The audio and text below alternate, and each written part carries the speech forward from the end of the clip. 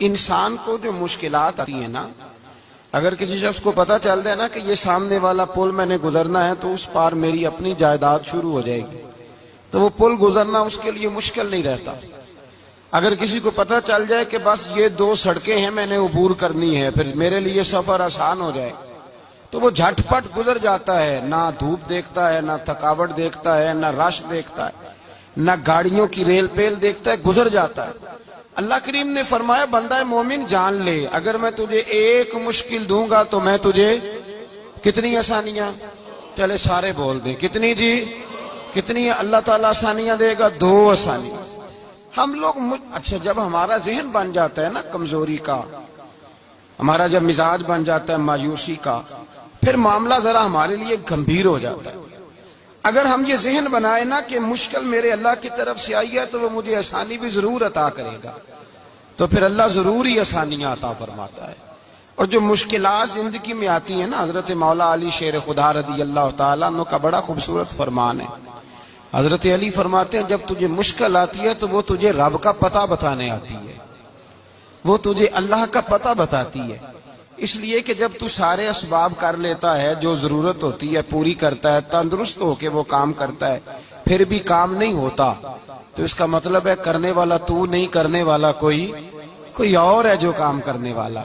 تو بھائی مشکلات کے بعد جو اللہ آسانی دیتا ہے، حضرت ابراہیم کو آگ میں بھی پھینکا گیا، حضرت ابراہیم علیہ السلام کو ستایا بھی گیا، نکالا بھی گیا، لیکن جب ان مشکلات سے گزرے تو میرا رب فرماتا ہے وَإِذِ ابْتَلَىٰ إِبْرَاهِيمَ رَبُّهُ بِكَلِمَاتٍ فَأَتَمَّهُنَّ قَالَ إِنِّي جَاعِلُكَ لِلنَّاسِ إِمَامًا۔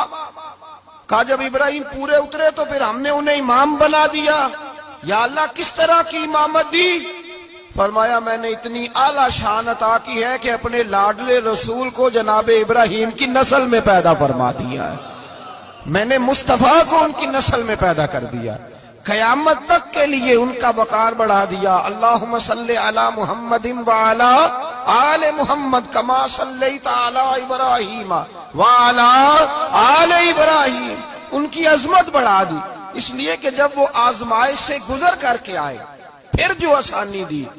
میرے نبی پاک صلی اللہ علیہ وسلم نے دین ابراہیمی کی بہت ساری چیزوں کو رکھا، کہا میں ملت ابراہیمی پہ ہوں۔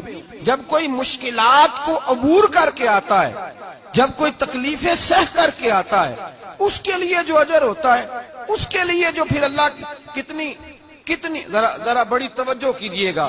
لوگ سمجھتے ہیں فلاں آدمی مشکل میں ہے تو شاید مشکل میں ہی رہے گا، فلاں آزمائش میں ہے تو شاید میرا اللہ فرماتا ہے ایک مشکل دے کے میں 2 آسانیاں بھی دوں گا۔ تم مشکل دیکھ رہے ہو، مشکل نہ دیکھو، وہ جو اس کو بعد میں آسانی آنے والی ہے، اور ڈبل جو میں اس پر نعمت کرنے والا ہوں اس کو دیکھو۔ حضرت یوسف کو بھائیوں نے کنویں میں ڈال دیا تھا، اور جب کنویں سے نکلے تو مصر کے بازاروں میں بکے، اور پھر زلیخا نے الزام لگایا تو حالات بگڑ گئے، حضرت یوسف کو جیل جانا پڑا۔ کتنی کٹھن زندگی تھی، لیکن میرے مالک کو کچھ اور ہی منظور تھا۔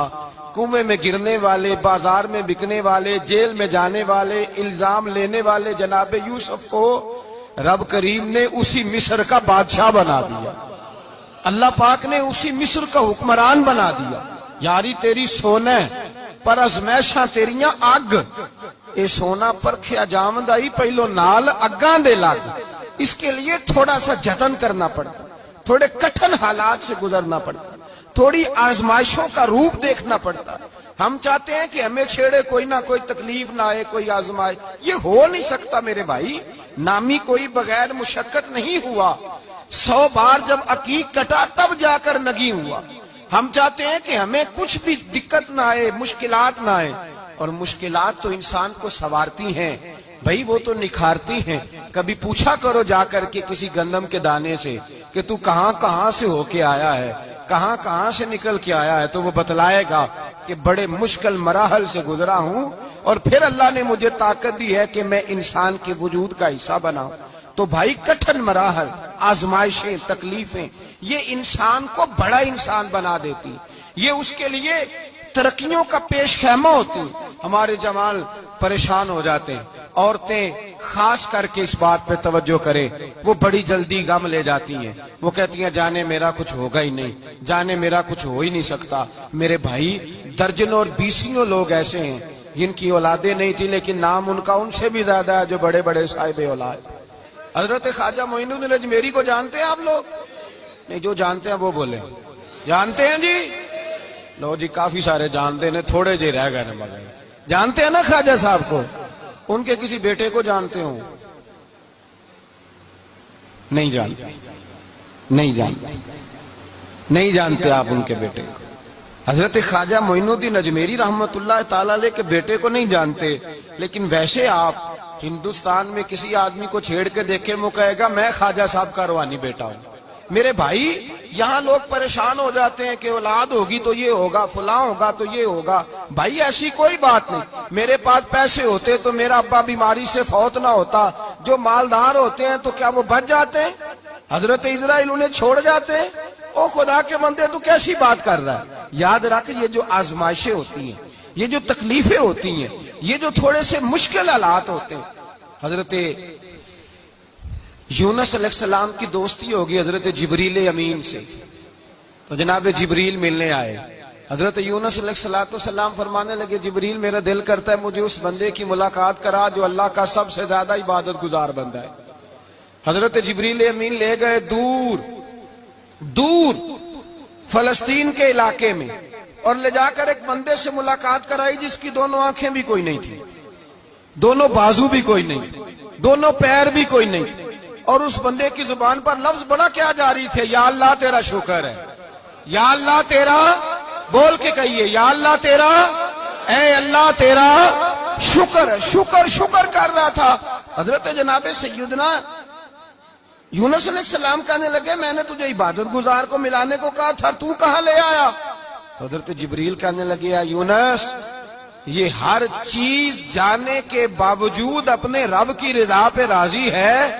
اس وقت دنیا میں نبیوں کے بعد جس سے اللہ سب سے زیادہ پیار کر رہا ہے وہ یہی بندہ ہے، یہ اپنے رب کی رضا پہ راضی ہے۔ مانا کہ جب اس حال میں راضی ہے تو بس ٹھیک ہو گیا، ٹھیک ہو گیا۔ وصل اچھا ہے نہ فراق اچھا ہے، بس جس حال میں محبوب رکھے وہی حال اچھا ہے۔ بس جس حال میں انہوں نے رکھا بات ٹھیک ہو گئی۔ اس میں اب انسان شکوہ کرتے پھرے کہ یہ کس طرح ہے، وہ کس طرح، اپنے آپ کو مطمئن رکھا۔ میرے بھائی یاد رکھیں، آزمائشیں، تکلیفیں آپ کو بڑا کرنے کے لیے آتی ہیں۔ ہم آزمائش کو برا جانتے ہیں، دکھ کو برا جانتے ہیں۔ دکھ تو بڑے پیارے ہوتے ہیں، یہ رونے کا سلیقہ سکھاتے ہیں، یہ اللہ کو منانے کا طریقہ سکھاتے ہیں، یہ مسجد میں جانے کا۔ وہ جو سکھی بندہ ہے نا، سکھی، مجھے ایک صاحب کہنے لگے دو قسم کے لوگ مدینے سے آتے، مدینہ شریف پوچھنے لگے، کہنے لگے حضرت جی دو قسم کے بندے ہیں، کچھ واپس جاتے ہوئے تڑپ رہے ہیں، کچھ تصویریں کھینچ رہے ہیں رخصتی کے وقت، فرق کیا ہے؟ تو میں نے کہا وہ جو تصویریں کھینچ رہا ہے وہ امیر آدمی ہے، اسے پتا ہے کہ میں پھر ٹکٹ لے لوں گا، مہینے کے بعد پھر آ جاؤں گا، اور یہ مدینہ چھوڑتے ہوئے تڑپ رہا ہے یہ کوئی غریب ہے، یہ کہہ رہا ہے پتہ نہیں دوبارہ موقع ملے کہ نہ ملے، یہ دکھی ہے۔ یہ آزمائش میں دکھی سکھی بندہ تو مکے جا کے نہیں روتا، وہاں بھی کھڑا ہے، ڈٹ کے کھڑا، دکھی کوئی نہیں تو روئے کیسے؟ جب آپ کو اللہ مشکل دیتا ہے تو سمجھ لے رب آسانی دینا چاہ رہا ہے، جب تیز دھوپ آتی ہے تو سمجھ لے اللہ گرم ہوا گزار کے ٹھنڈی بارش برسانا چاہ رہا ہے، اور جب چاروں طرف سے گھٹن ہو، پنجابی میں کہتے ہیں گما لگ جائے، تو پھر سارے بول کے کہتے ہیں اب جو طوفان آئے گا وہ سخت ہی آئے گا۔ اس لیے کہ گھٹن جتنی زیادہ ہوتی ہے پھر فضل بھی اتنا۔ جن لوگوں نے تکلیفیں زیادہ سہی تھی رب نے عزتیں بھی زیادہ ہی عطا فرمائی، جن لوگوں نے تکلیفیں زیادہ سہی نا انہیں اللہ نے درجہ بھی۔ حضرت بلال حبشی نے بڑی تکلیف سہی، مارا کرتا تھا امیہ، بڑا مارتے تھے، اتنا مارتے تھے کہ موٹے، آپ نے کبھی دیکھے ہیں دیہاتوں میں موٹے موٹے پائے ہوتے تھے چار پائیوں کے، موٹے موٹے بان کی چار پائیاں اور بڑی چار پائیاں کافر بچھا کے بیٹھ جاتے، اور حضرت بلال حبشی کے پیر ان کے نیچے رکھ دیتے، ہاتھ ان کے نیچے رکھ دیتے، آگ لوہا گرم کر کے اس کے اوپر ننگے بدن لٹا دیتے۔ مکے نے بڑی آزمائشیں دیکھی، پھر اسی مکے نے، مدینے نے عجیب رنگ دیکھا کہ میرے نبی معراج سے واپس آئے، اور حضور نے عظمت دی، فرمایا بلال یار تیرا بڑا مقام ہے، تو مدینے میں چل رہا تھا اور میں جنت میں تیرے قدموں کی آواز سن رہا تھا۔ عبداللہ مزنی حضور کے غلام تھے، قبیلہ مزن کے رہنے والے، والد فوت ہو گئے، چچا نے پالا تھا، اسلام قبول کر لیا۔ چچا اسلام کا بڑا دشمن ہے، حضور کا نام آئے تو جلال کرتا ہے، حسد اور بغض میں جل جاتا ہے، بڑی اسلام کے ساتھ دشمنی اور عناد رکھتا ہے۔ حضرت عبداللہ کہتے ہیں پہلے تو میں عشق رسالت کو دباتا رہا، پھر یہ چنگاری شعلہ بن گئی، پھر کہ یہ ہلکا سا جذبہ سمندر اور صحرا کا روپ دھار گیا۔ فرماتے ہیں ماں تھی اور میں تھا، میں گیا جا کے چچا سے کہا میں نہیں رہ سکتا۔ کہاں جائے گا؟ تو میں نے دھیمے لہجے میں کہا میں مدینے جاؤں گا، اب میں رسول اللہ کے مدینے جاؤں گا، اب میرا گزارا نہیں ہوتا، اب میں جاؤں گا۔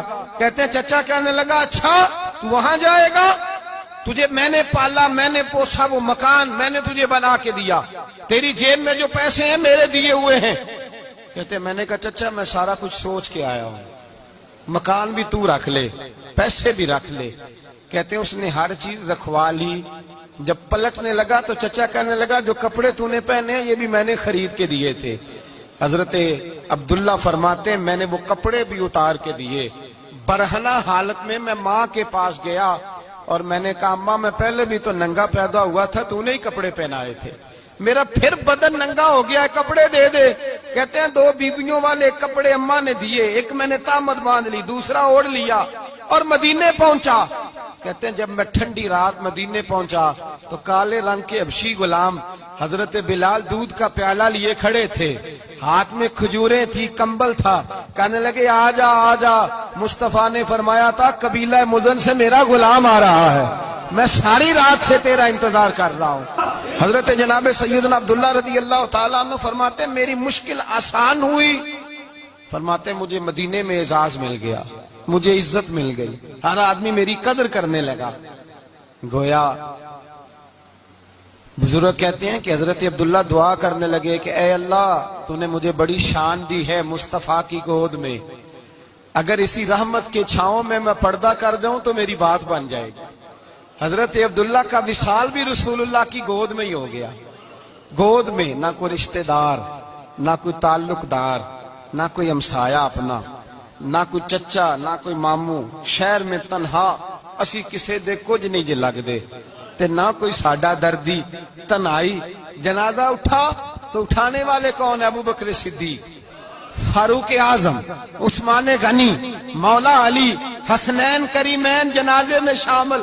میرے رسول پاک صلی اللہ علیہ وسلم نے جنازہ پڑھایا، دیکھو مشکل کاٹی تھی تو آسانی کا رنگ دیکھو، آسانی کا انداز دیکھو۔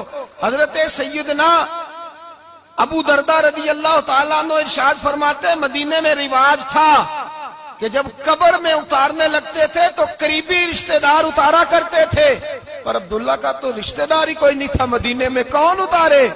فرمایا جب قبر میں اترنے لگے تو حضرت ابو بکر صدیق اور حضرت عمر فاروق اتر گئے کہ ہم قبر میں اتارتے ہیں۔ رسول اللہ نے فرمایا تم باہر نکلو، تم کیوں قبر میں گئے ہو، باہر آؤ۔